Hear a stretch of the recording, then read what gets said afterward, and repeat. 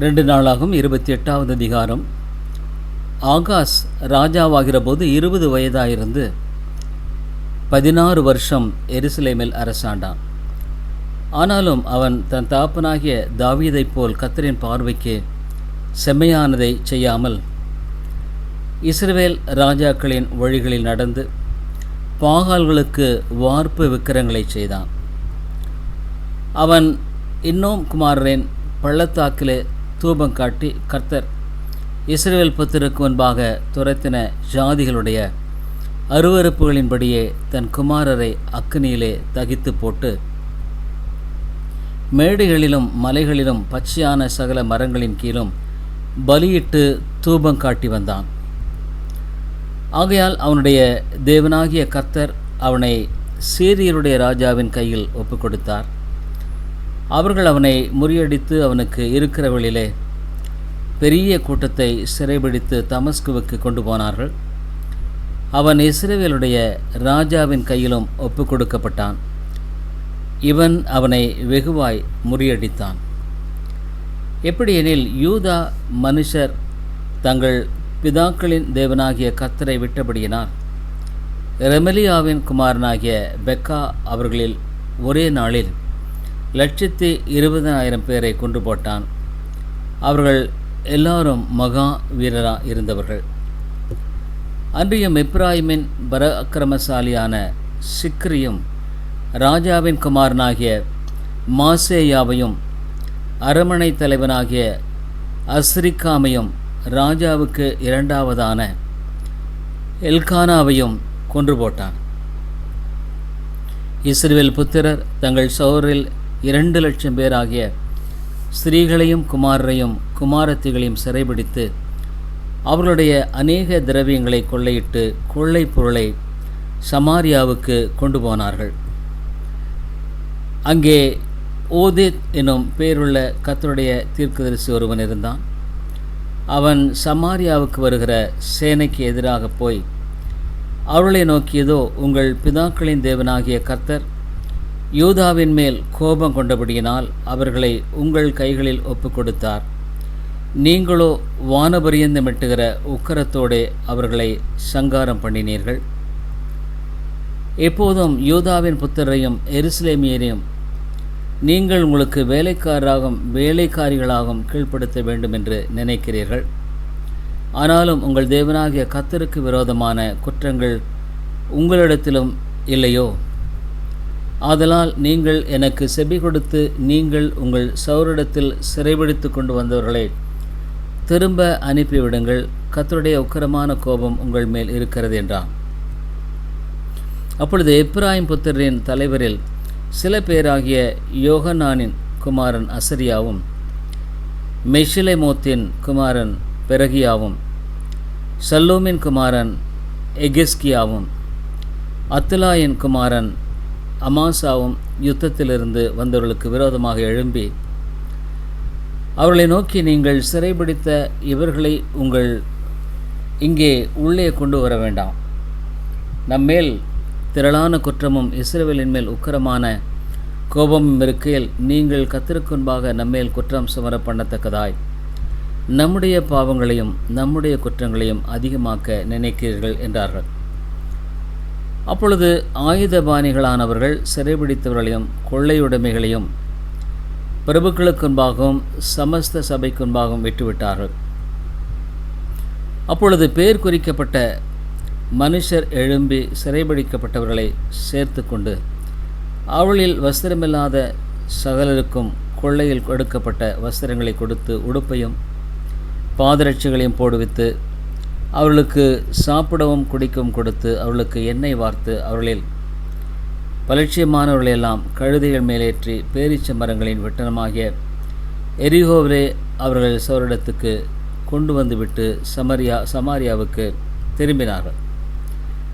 அக்காலத்திலே ஆகாஸ் என்னும் ராஜா அசீரியாவின் ராஜாக்கள் தனக்கு ஒத்தாசை பண்ண அவ்விடத்துக்கு ஆட்களை அனுப்பினான். ஏதோமியரும் கூட வந்து யூதாவை முறியடித்து சிலரை சிறைபிடித்து போயிருந்தார்கள்.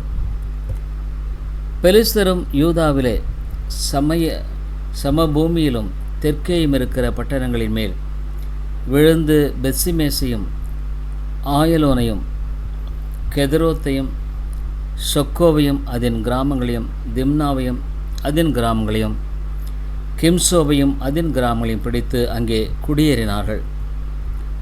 யூதாவின் ராஜாவாகிய ஆகாசு நிமித்தம் கர்த்தர் யூதாவை தாழ்த்தினார். அவன் யூதாவை சீர்குலைத்து கர்த்தருக்கு விரோதமாய் மிகவும் துரோகம் பண்ணினான். அசீரியாவின் ராஜாவாகிய தில்காத் பில் நேசர் அவனிடத்தில் வந்தான். அவனை நெருக்கினானே அல்லாமல் அவனை பலப்படுத்தவில்லை. ஆகாஸ் கர்த்தருடைய ஆலயத்தில் ஒரு பங்கும் ராஜ அரமனையில் ஒரு பங்கும் பிரபுக்களின் கையில் ஒரு பங்கும் எடுத்து அசீரியாவின் ராஜாவுக்கு கொடுத்தும் அவனுக்கு உதவி கிடைக்கவில்லை. தான் நெருக்கப்படுகிற காலத்திலும் கர்த்தருக்கு விரோதமாய் அந்த ஆகாஸ் என்னும் ராஜா துரோகம் பண்ணிக்கொண்டே இருந்தான். எப்படி என்றால், சீரிய ராஜாக்களின் தெய்வங்கள் அவர்களுக்கு துணை செய்கிறபடியினால் அவள் எனக்கும் துணை செய்ய அவளுக்கு பலியிடுவேன் என்று சொல்லி தன்னை முறியடித்த தமஸ்குவின் தெய்வங்களுக்கு அவன் பலியிட்டான். ஆனாலும் அது அவனும் இஸ்ரவேல் அனைத்தும் நாசமாகிறதற்கு ஏதுவாயிற்று. ஆகாஸ் தேவனுடைய ஆலயத்தின் பனிமுட்டுகளை சேர்த்து தேவனுடைய ஆலயத்தின் பனிமுட்டுகளை துண்டு துண்டாக்கி கர்த்தருடைய ஆலயத்தின் கதவுகளை பூட்டி போட்டு எருசலேமில் மூலைக்கு மூலை பலிபீடங்களை உண்டு பண்ணி அந்நிய தெய்வங்களுக்கு தூபம் காட்டும்படிக்கு யூதாவின் ஒவ்வொரு பட்டணத்திலும் மேடைகளை உண்டு பண்ணி தன் பிதாக்களின் தேவனாகிய கர்த்தருக்கு கோபமூட்டினார்கள். அவனுடைய மற்ற வர்த்தமானங்களும் அவனுடைய ஆதியோடு அந்தமான சகல நடவடிக்கைகளும் யூதா இஸ்ரவேல் ராஜாக்களின் புஸ்தகத்தில் எழுதியிருக்கிறது. ஆகாஸ் தான் பிதாக்களோடு நித்திரை அடைந்தபின் பின்பு அவனை எருசலேம் நகரத்தில் அடக்கம் பண்ணினார்கள். ஆனாலும் இஸ்ரவேல் ராஜாக்களின் கல்லறைகளில் அவனை கொண்டு வந்து வைக்கவில்லை. அவன் குமாரனாகிய எசேக்கியா அவன் ஸ்தானத்தில் ராஜாவானான். 2 நாளாகும் 29ஆம் அதிகாரம். எசேக்கியா 25ஆம் வயதில் ராஜாவாகி 29 வருஷம் எருசலேமில் அரசாண்டான். சகரியாவின் குமாரத்தி ஆகிய அவனுடைய தாயின் பெயர் அபியாள். அவன் தன் தாப்பனாகிய தாவீது செய்தபடியெல்லாம் கர்த்தரின் பார்வைக்கு செம்மையானதை செய்தான். அவன் தன் ராஜ்ய பாரத்தின் 1ஆம் வருஷம் முதலாம் மாதத்தில் கர்த்தருடைய ஆலயத்தின் கதவுகளை திறந்து அவைகளை பழுது பார்த்து ஆசாரியரும் லேவியரையும் அழைத்து வந்து அவர்களை கிழக்கு வீதியிலே குடிவரச் செய்து அவர்களை நோக்கி, லேவியரை கேளுங்கள், நீங்கள் இப்பொழுது உங்களை பரிசுத்தம் பண்ணி கொண்டு உங்கள் பிதாக்களின் தேவனாகிய கர்த்தருடைய ஆலயத்தை பரிசுத்தம் பண்ணி அசுத்தமானதை பரிசுத்த ஸ்தலத்திலிருந்து வெளியே கொண்டு போங்கள். நம்முடைய பிதாக்கள் துரோகம் பண்ணி நம்முடைய தேவனாகிய கர்த்தரின் பார்வைக்கு பொல்லாப்பானதை செய்து அவரை விட்டு விலகி தங்கள் முகங்களை கர்த்தருடைய வாசஸ்தலத்தை விட்டு திருப்பி அதற்கு முதுகை காட்டினார்கள். அவர்கள் பரிசுத்த ஸ்தலத்தில் இஸ்ரவேலின் தேவனுக்கு சர்வாங்க தகன பலி செலுத்தாமலும் தூபம் காட்டாமலும் விளக்குகளை அணைத்து போட்டு மண்டபத்தின் கதவுகளையும் பூட்டி போட்டார்கள். ஆகையால் கர்த்தருடைய கடும் கோபம் யூதாவின் மேலும் எருசலேமின் மேலும் வந்து அவர் இவர்களை நீங்கள் உங்கள் கண்களினால் காண்கிறபடி துயரத்துக்கும் தகைப்புக்கும் பழிப்புக்கும் ஒப்பு கொடுத்தார். இதோ இத நிமித்தம் நம்முடைய பிதாக்கள் பட்டயத்தினால் விழுந்து நம்முடைய குமாரரும் நம்முடைய குமாரத்திகளும் நம்முடைய மனைவிகளும் சிறையிருப்பில் அகப்பட்டார்கள்.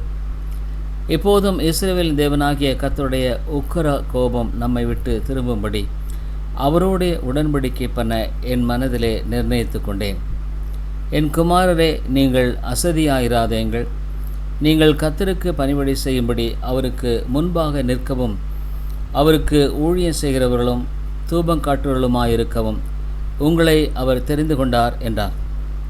அப்பொழுது கோகாத் புத்திரில் அமாசாயின் குமாரன் மாகாத்தும் அசரியாவின் குமாரன் யோவேலும் மெராரியின் புத்திரில் அப்தியின் குமாரன் கீசும் எகலோலின் குமாரன் அசரியாவும் கெர்சோனியரில் சிம்மாவின் குமாரன் யோவாகும் யோவாவின் குமாரன் ஏதேனும் எலிசாப்பான் புத்திரில் சிம்ரியும் ஏயேலும் ஆசாப்பின் புத்திரில் சகரியாவும் மத்தனியாவும்,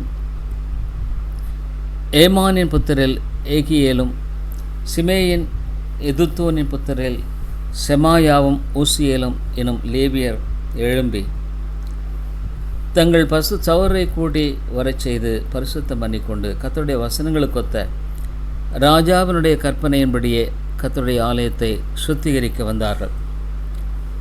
ஆசாரிகள் கர்த்தருடைய ஆலயத்தை சுத்திகரிக்கும்படி உட்புறத்திலே பிரவேசித்து கர்த்தருடைய ஆலயத்தில் கண்ட சகல அசுத்தத்தையும் வெளியே கர்த்தருடைய ஆலய பிரகாரங்களில் கொண்டு வந்தார்கள்.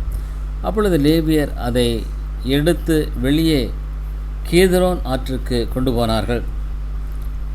முதல் மாதம் 1 தேதியிலே அவர்கள் பரிசுத்தம் பண்ண துவக்கி 8ஆம் தேதியிலே கர்த்தருடைய மண்டபத்திலே பிரவேசித்து கர்த்தருடைய ஆலயத்தை 8 நாளில் பரிசுத்தம் பண்ணி 1ஆம் மாதம் 11ஆம் தேதியில் அதை முடித்தார்கள்.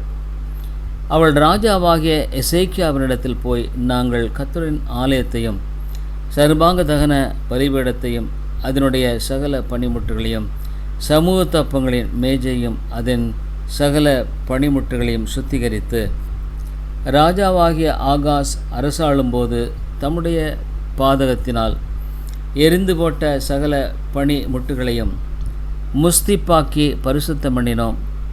இதோ அவைகள் கர்த்தரின் ஆலயத்திற்கு முன்பாக இருக்கிறது என்றார்கள். அப்பொழுது ராஜாவாகிய எசேக்கியா காலமே எழுந்திருந்து நகரத்தின் பிரபுக்களை கூட்டிக் கொண்டு கர்த்தரின் ஆலயத்திற்கு போனான். அப்பொழுது ராஜ்யபாரத்திற்காகவும் பரிசுத்த ஸ்தலத்திற்காகவும் யூதாவுக்காகவும் 7 காளைகளையும் 7 ஆட்டுக்கடாக்களையும் 7 ஆட்டுக்குட்டிகளையும் 7 வெள்ளாட்டு கடாக்களையும் பாவ நிவர்த்தியாக கொண்டு வந்தார்கள். அவைகளை கர்த்தருடைய பலிபீடத்தின் மேல் பலியிடுங்கள் என்று அவன் ஆசாரியராகிய ஆரோனின் புத்தருக்கு சொன்னான். அப்படியே ஆசாரியர் காளைகளை அடித்து அந்த இரத்தத்தை பிடித்து பலிபீடத்தின் மேல் தெளித்தார்கள். ஆட்டுக்கடாக்களை அடித்து அவைகளின் இரத்தத்தை பலிபீடத்தின் மேல் தெளித்தார்கள். ஆட்டுக்குட்டிகளையும் அடித்து அவைகளின் இரத்தத்தை பலிபீடத்தின் மேல் தெளித்தார்கள். பிற்பாடு பாவ நிவாரண பலிக்கான வெள்ளாட்டு கடாக்களை ராஜாவுக்கும் சபையாருக்கு முன்பாக கொண்டு வந்தார்கள். அவைகள் மேல் அவர்கள் தங்கள் கைகளை வைத்தார்கள். இஸ்ரவேல் அனைத்திற்காகவும் சர்வாங்க தகன பலியும் பாவ நிவாரண பலியும் செலுத்துங்கள் என்று ராஜா சொல்லியிருந்தான். ஆதலால் ஆசாரியர் அவைகளை அடித்து இஸ்ரவேல் அனைத்திற்கும் பாவ நிவர்த்தி உண்டாக்க அவைகளின் இரத்தத்தால் பலிபீடத்தின் மேல் பிரசித்தம் செய்தார்கள். அவன் தாவீதும் ராஜாவின் ஞான திருஷ்டி காரணமாகிய காத்தும் தீர்க்கதரிசியாகிய நாத்தானும் கற்பித்தபடியே கைத்தாளங்களையும் தம்புராகளையும் சுரமண்டலங்களையும் வாசிக்கிற லேவியரும் கர்த்தருடைய ஆலயத்தில் நிறுத்தினான். இப்படி செய்ய வேண்டும் என்று கற்பனை கர்த்தரால் அவருடைய தீர்க்கதரிசிகளை கொண்டு உண்டாயிருந்தது. அப்படியே லேவியர் தாவீதின் கீத வாத்தியங்களையும் ஆசாரியர் பூரிகளையும் பிடித்து நின்றார்கள். அப்பொழுது எசேக்கியா சர்வாங்க தகன பலிகளை பலிபீடத்தின் மேல் செலுத்த கட்டளையிட்டான். அதை செலுத்த துவக்கின நேரத்தில் கர்த்தருடைய கீதமும் துதிக்கும் கீதமும் பூரிகளும் இஸ்ரவேல் ராஜாவாகிய தாவீதை ஏற்படுத்தின கீத வாத்தியங்களும் முழங்கத் தொடங்கின. கீதத்தை பாடி பூரிகளை ஊதிக்கொண்டிருக்கையில் சர்வாங்க தகன பலியை செலுத்தி தீரு மட்டும் சபையார் எல்லாரும் பணிந்து கொண்டிருந்தார்கள். பலியிட்டு தீர்ந்தபோது ராஜாவும் அவனோடு இருந்த அனைவரும் தலை குனிந்து பணிந்து கொண்டார்கள். பின்பு எசேக்கியா ராஜாவும் பிரபுக்களும் லேவியரை நோக்கி, நீங்கள் தாவீதும் ஞான திருஷ்டிக்காரனாகிய ஆசாவும் பாடின வார்த்தைகளினால் கர்த்தரை துதியுங்கள் என்றார்கள். அப்பொழுது மகிழ்ச்சியோடு துதித்து கொண்டு தலை குனிந்து பணிந்து கொண்டார்கள். அதன் பின்பு எசேக்கியா, இப்போதும் நீங்கள் கர்த்தருக்கென்று உங்களை பரிசுத்தம் பண்ணினீர்கள். ஆகையால் கிட்ட வந்து கர்த்தருடைய ஆலயத்திற்கு தகன பலிகளையும் ஸ்தோத்திர பலிகளையும் கொண்டு வாருங்கள் என்றான். அப்பொழுது சபையார் தகன பலிகளையும் ஸ்தோத்திர பலிகளையும் இஷ்டமுள்ளவர்கள் எல்லாம் சர்வாங்க தகன பலிகளையும் கொண்டு வந்தார்கள். சபையார் கொண்டு வந்த சர்வாங்க தகன பலிகளின் தொகை 70 காளைகளும் 100 ஆட்டுக்கடாக்களும் 200 ஆட்டுக்குட்டிகளுமே. இவைகளெல்லாம் கர்த்தருக்கு சர்வாங்க தகனமாயின. 600 காளைகளும் 3000 ஆடுகளும் பிரதிஷ்டையாக்கப்பட்டது. ஆனாலும் ஆசாரியர் வெகு கொஞ்சம் பேரானதினால் அவர்களால் அந்த சர்வாங்க தகனமான குடலை ஜீவன்களை எல்லாம் அடித்து தோலுரிக்க முடியாதிருந்தது. அதனாலே அந்த வேலை தீருமட்டும் மற்ற ஆசாரியர் தங்களை பரிசுத்தம் பண்ணும்பட்டாகவும் அவர்கள் சௌரராகிய லேவியர் அவர்களுக்கு உதவி செய்தார்கள். தங்களை பரிசுத்தம் பண்ணிக்கொள்ள லேவியர் ஆசாரியரை பார்க்கலாம் மன உற்சாகமுள்ளவர்களாக இருந்தார்கள். சர்வாங்க தகன பலிகளும் ஸ்தோத்திர பலிகளின் கொழுப்பும் சர்வாங்க தகனங்களுக்கு அடுத்த பான பலிகளும் மிகுதியாயிருந்தது. இவ்விதமாய் கர்த்தருடைய ஆலயத்தின் ஆராதனை திட்டம் பண்ணப்பட்டது. தேவன் ஜனத்தை ஆயத்தப்படுத்தினதை குறித்து எசேக்கியாவும் ஜனங்கள் எல்லாரும் சந்தோஷப்பட்டார்கள். இந்த காரியத்தை செய்யும்படியான யோசனை சடுதியாய் உண்டாயிற்று. 2 நாளாகவும் அதிகாரம் 30. அதன் பின்பு இஸ்ரவேலின் தேவனாகிய கர்த்தருக்கு பஸ்காவை ஆசரிக்கும்படி எருசலேமில் இருக்கிற கர்த்தருடைய ஆலயத்திற்கு வாருங்கள் என்ற எசேக்கியா இஸ்ரவேல் யூதா எங்கும் ஆட்களை அனுப்பினதுமன்றி எப்பிராயிம் மனாசே கோத்திரங்களுக்கும் நிருபங்களை எழுதி அனுப்பினான். பஸ்காவை 2ஆம் மாதத்தில் ஆசரிக்கும்படி ராஜாவும் அவனுடைய பிரபுக்களும் எருசலேமில் சபையார் யாவரும் யோசனை பண்ணி இருந்தார்கள். ஆசாரியர் போதுமான பேர் தங்களை பரிசுத்தம் பண்ணாமலும் ஜனங்கள் எருசலேமில் இன்னும் கூடி வராமலும் இருந்தபடியினால் அதன் காலத்தில் அதை ஆசரிக்க கூடாமற் போயிற்று. இந்த காரியம் ராஜாவின் பார்வைக்கும் சமஸ்த சபையின் பார்வைக்கும் நியாயமாய் காணப்பட்டது. எழுதியிருக்கிறபடி வெகு காலமாய் அவர்கள் அதை ஆசரிக்கவில்லை. ஆகையால் இஸ்ரவேலின் தேவனாகிய கர்த்தருக்கு பாஸ்காவை ஆசரிக்கும்படி எருசலேமுக்கு வாருங்கள் என்று பெயர்செபா முதல் தான் மட்டுமுள்ள இஸ்ரவேல் தேசமெங்கும் பறைசாற்றுவிக்க தீர்மானம் பண்ணினார்கள். அப்படியே ராஜாவும் அவனுடைய பிரபுக்களும் கொடுத்த நிருபங்களை அலுவலர் அஞ்சல்காரர் வாங்கி ராஜாவுடைய கட்டளையின்படியே இஸ்ரவேல் யூதா எங்கும் போய் இஸ்ரவேல் புத்திரரே, ஆபிரகாம், ஈசாக்கு, இஸ்ரவேல் என்பவருடைய தேவனாகிய கர்த்தருக்கு திரும்புங்கள். அப்பொழுது அசீரியருடைய ராஜாக்களின் கைக்கு தப்புவிக்கிற மீதியான உங்களண்டைக்கு அவர் திரும்புவார். தங்கள் பிதாக்களின் தேவனாகிய கர்த்தருக்கு துரோகம் பண்ணின உங்கள் பிதாக்களைப் போலவும் உங்கள் சகோதரைப் போலவும் இராதேயுங்கள். அதற்காக நீங்கள் காண்கிறபடியே அவர்கள் பாழாய் போவதற்கு ஒப்பு கொடுத்தாரே. இப்போதும் உங்கள் பிதாக்களைப் போல உங்கள் கழுத்தை கடினப்படுத்தாதேங்கள். நீங்கள் கர்த்தருக்கு உடன்பட்டு அவர் சதா காலத்துக்கும் பரிசுத்தம் பண்ணி அவருடைய பரிசுத்த ஸ்தலத்திற்கு வந்து உங்கள் தேவனாகிய கர்த்தரை சேவியுங்கள். அப்பொழுது அவருடைய உக்கிரமான கோபம் உங்களை விட்டு திரும்பும். நீங்கள் கர்த்தரிடத்துக்கு திரும்பினால் உங்கள் சகோதரரும் உங்கள் பிள்ளைகளும் தங்களை சிறைபிடித்தவர்களுக்கு முன்பாக இரக்கம் பெறுவதற்கும் இந்த தேசத்திற்கு திரும்புகிறதற்கும் அது ஏதுவாகும். உங்கள் தேவனாகிய கர்த்தர் கிருபையும் இரக்கமும் உள்ளவர். நீங்கள் அவரிடத்துக்கு திரும்பி போனால் அவர் தம்முடைய முகத்தை உங்களை விட்டு விலக்குவதில்லை என்றார். அப்படியே அந்த அஞ்சல்காரர் எப்ராயிம் மனாசே தேசங்களில் செபுலோன் மட்டும் ஊரூராக சுற்றி திரிந்தார்கள். ஆனாலும் அவர்கள் இவர்களை பார்த்து நகைத்து பரியாசம் பண்ணினார்கள். ஆகிலும் ஆசேரிலும் மனாசேயிலும் செபுலோனிலும் சிலர் மன தாழ்மையாக எருசலேமுக்கு வந்தார்கள். யூதாவிலும் கர்த்தருடைய வார்த்தையின்படியே ராஜாவும் பிரபுக்களும் கட்டளையிட்ட பிரகாரம் செய்வதற்கு தேவனுடைய கரம் அவர்களை ஒருமனப்படுத்திற்று. அப்படியே 2ஆம் மாதத்தில் புளிப்பில்லாத அப்ப பண்டிகையை ஆசரிக்க வெகு ஜனங்கள் எருசலேமில் மகா பெரிய சத்தமாய் கூடினார்கள். அவர்கள் எழும்பி எருசலேமில் உண்டான பலிபீடங்களையும் தூபம் பீடங்களையும் அகற்றி கீதரோன் ஆற்றிலே போட்டார்கள். பின்பு அந்த 2ஆம் மாதம் 14ஆம் தேதியில் பஸ்காவின் ஆட்டுக்குட்டிகளை அடித்தார்கள். ஆசாரியரும் லேவியரும் வெட்கி தங்களை சுத்தம் பண்ணி சர்வாங்க தகன பலிகளை கர்த்தருடைய ஆலயத்திற்கு கொண்டு வந்து தேவனுடைய மனுஷனாகிய மோசே நியாயப்பிரமாணத்திற்கேற்ற தங்கள் முறைமையின்படியே தங்கள் ஸ்தானத்திலே நின்றார்கள். ஆசாரியர் லேவியர் கையிலிருந்து இரத்தத்தை வாங்கி தெளித்தார்கள். சபையிலே அநேகர் தங்களை பரிசுத்தம் பண்ணி கொள்ளாதிருந்தார்கள்.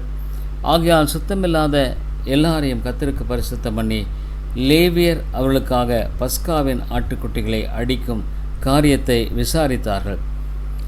அதேனென்றால் எப்பிராயிம், மனாசே, இசக்கார், எபிலோன் மனுஷரில் ஏராளமான அநேகம் ஜனங்கள் தங்களை சுத்தம் பண்ணி கொள்ளாதிருந்தும் எழுதியிராத பிரகாரமாக பஸ்காவை சாப்பிட்டார்கள்.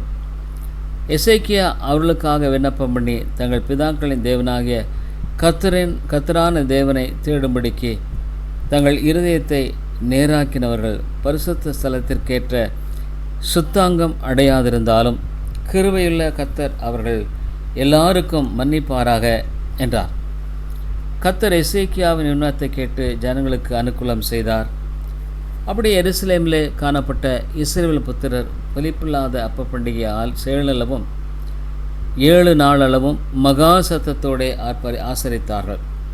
மகா ஆனந்தத்தோடு ஆசரித்தார்கள். லேவியரும் ஆசாரியரும் தினம் தினம் கர்த்தருக்கென்று பேரோசையாய் தொனிக்கும் கீத வாத்தியங்களால் கர்த்தரை துதித்து கொண்டிருந்தார்கள். கர்த்தருக்கு அடுத்த காரியத்தில் நல்ல உணர்வுள்ள எல்லா லேவியரோடும் எசேக்கியா பட்சமாய் பேசினான். இப்படி அவர்கள் பண்டிகையில் 7 நாள் அளவும் புசித்து ஸ்தோத்திர பலிகளை செலுத்தி தங்கள் பிதாக்களின் தேவனாகிய கர்த்தரை துதித்து கொண்டிருந்தார்கள்.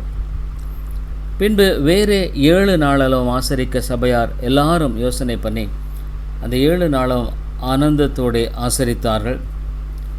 யூதாவின் ராஜாவாகிய எசேக்கியா சபைக்கு 1000 காளைகளையும் 7000 ஆடுகளையும் கொடுத்தான். பிரபுக்களும் சபைக்கு 1000 காளைகளையும் 10000 ஆடுகளையும் கொடுத்தார்கள். ஆசாரியர்கள் அநேகர் தங்களை சுத்தம் பண்ணினார்கள். யூதாவின் சபை அனைத்தும் ஆசாரியரும் லேவியரும் இஸ்ரவேலிலிருந்து வந்தவர்களுடைய சபை அனைத்துமாகிய இஸ்ரவேல் தேசத்திலிருந்து வந்த அந்நியரும் யூதாவில் குடியிருந்தவர்களும் மகிழ்ச்சியாயிருந்தார்கள். அப்படி எருசலேமில் மகா சந்தோஷம் உண்டாயிருந்தது. தாவீதின் குமாரனாகிய சாலமோன் என்னும் இஸ்ரவேலுடைய ராஜாவின் நாட்கள் முதற்கொண்டு இப்படி எருசலேமில் நடந்ததில்லை. லேவியரான ஆசாரியர்கள் எழுந்து நின்று ஜனத்தை ஆசீர்வதித்தார்கள். அவர்களுடைய சத்தம் கேட்கப்பட்டு அவருடைய விண்ணப்பம் அவருடைய பரிசுத்த வாசஸ்தலமாகிய பரலோகத்தில் வந்து எட்டினது.